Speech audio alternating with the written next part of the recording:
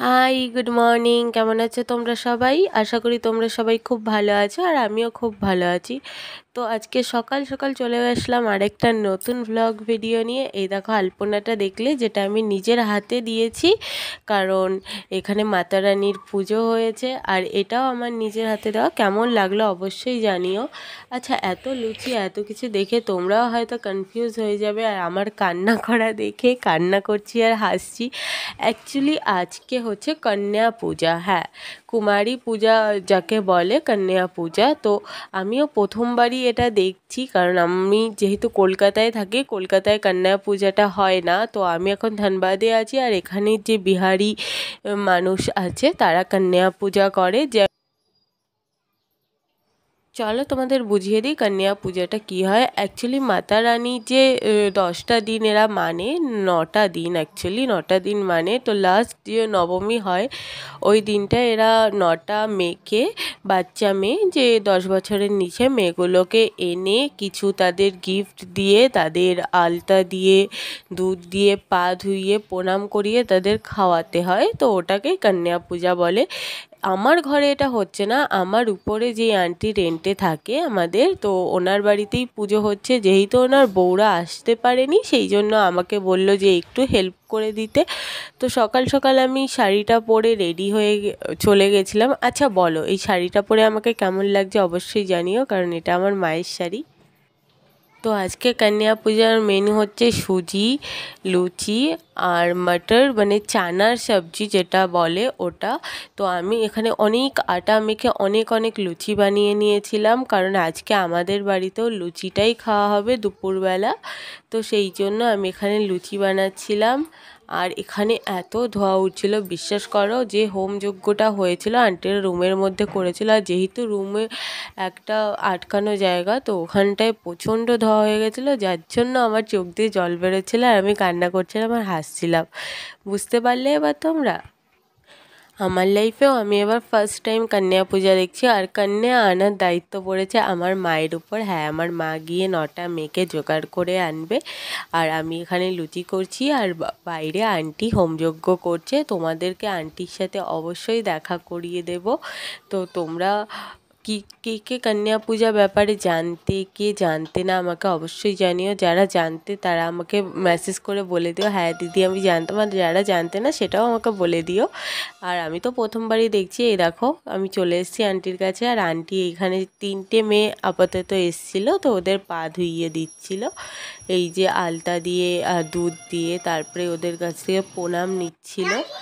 আর এই করতে করতে তো এই আঙ্কেলও চলে আসলো, আর এত এত মেয়ে হয়ে গেছিলো। 9টা মেয়ের জায়গায় ফার্স্টে ফার্স্টে তো আমরা মেয়েই খুঁজে পাচ্ছিলাম যে কটা মেয়েকে বলবো। তারপর হঠাৎ হঠাৎ করে 14টা ছেলে মেয়ে হয়ে গেছিলো। হ্যাঁ, এখানে একটা ছেলেকে রাখতে হয় যে ভৈরব বাবা সাজে। তো আমাদের এখানে 2টো ছেলে চলে এসেছিলো, আর এই যে তোমাদের দাদা ভাই, আর এই যে আমার মা। তো সবাই বললো আমার মাকে কেমন লাগছে। আর এই তো পুজোর আয়োজন, যোগাযন্ত্র সব শুরু হয়ে গেছে। এর মধ্যে আমার পুচুসোনাও চলে আসলো, তাই আমার পুচুসোনাকে একটু কোলে নিয়ে নিলাম। সকাল থেকে একটু ওকে ধরতে টাইম পাইনি আমি।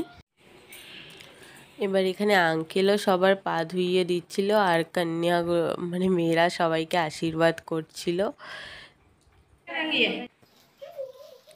আচ্ছা, তোমরা কি কখনো কন্যা পূজা দেখেছো? মানে আমি তো দেখিনি, ওই জন্য আমি জিজ্ঞেস করছি। আমি যেহেতু ফার্স্ট টাইম দেখছি যে এখানে অনেক রীতিরিবাজ থাকে, রীতিরিবাজ পালন করে এরা। আমাদের বাঙালিদের আলাদা নিয়ম থাকে, এদের বিহারিদের আলাদা নিয়ম থাকে, কিন্তু সব নিয়ম সবার কাছে সুন্দর হয়। তো আমার খুবই ভালো লাগলো, যেরকম ছোট ছোট বাচ্চাগুলোকে ডেকে কিছু কিছু গিফট দিয়ে তাদেরকে একটু এন্টারটেনমেন্ট, একটু খুশি করে, একটু স্পেশাল মনে করানো, যেটা সত্যি খুবই ভালো।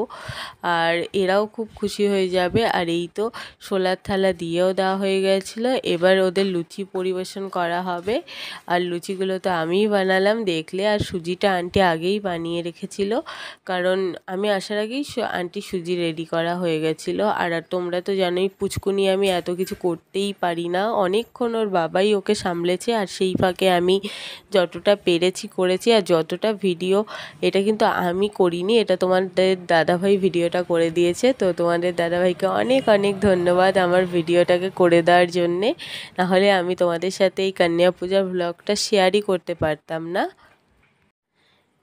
তো দেখতে দেখতে তো সবার খাওয়া দাওয়া কমপ্লিট হয়ে গেছে, আর এখন আন্টি সবার হাতে 1-2 টাকা করে পয়সা দিচ্ছে, কারণ বাচ্চাদের হাতে বলে দিতে হয়, তো সেই জন্য সবাইকে দিচ্ছিল। যেহেতু 9টা মেয়ের নিয়ম এখানে, তো 9টা মেয়েকেই উনি গিফট দিয়েছিল, কারণ উনি 9টাই গুনে গুনে এনেছিল, আর যারা ছিল তাদের শুধু খাওয়া দাওয়া করিয়ে দেওয়া হয়েছে। 9টা মেয়েকেই হেয়ার ব্যান্ড, মাথায় চুন্নি ফুন্নি দিয়ে অনেক অনুষ্ঠান করে রীতি রিবাজ মেনে তো এটা পালন করা হয়ে গেল। আর বিকেলে প্ল্যান ছিল আমাদের একটু ঘুরতে যাওয়ার, কিন্তু বিশ্বাস করো বিকেলে এত বৃষ্টি হয়েছে যে আমি একটা মণ্ডপে গিয়ে সেখান থেকে বেরোতেই পারিনি। সেটাও তোমাদের দেখাবো এই ভিডিওতে, তোমরা ভিডিওটা দেখতে থাকো। আর এখনও যদি আমার ভিডিওটা কেউ কন্টিনিউ দেখছো, প্লিজ একটা লাইক করে দিও, আর একটু চ্যানেলটাকে সাবস্ক্রাইব করে দিয়ে পাশে থেকো, আর পারলে নিজেদের বন্ধুবান্ধবের মাধ্যমে শেয়ারও করে দিও, তাহলে আমার খুব খুব ভালো লাগবে। আর এই তো দেখতেই পাচ্ছ আন্টি আঙ্কেল সবার পা ছুঁয়ে প্রণাম নিচ্ছে। আমার ফার্স্ট টাইম এটা দেখা, আমার সত্যি খুব খুব ভালো লাগছে। হয়তো ধানবাদে না আসলে আমি এত কিছু দেখতেই পেতাম না, তো এখানে এসে সত্যি খুব ভালো লাগছে। এরপরে আমি রুমে এসে কোনো রকমে একটু খাওয়া দাওয়া করে একটু শুয়ে পড়েছিলাম, জানি না কেন ঘুম চলে এসেছিলো।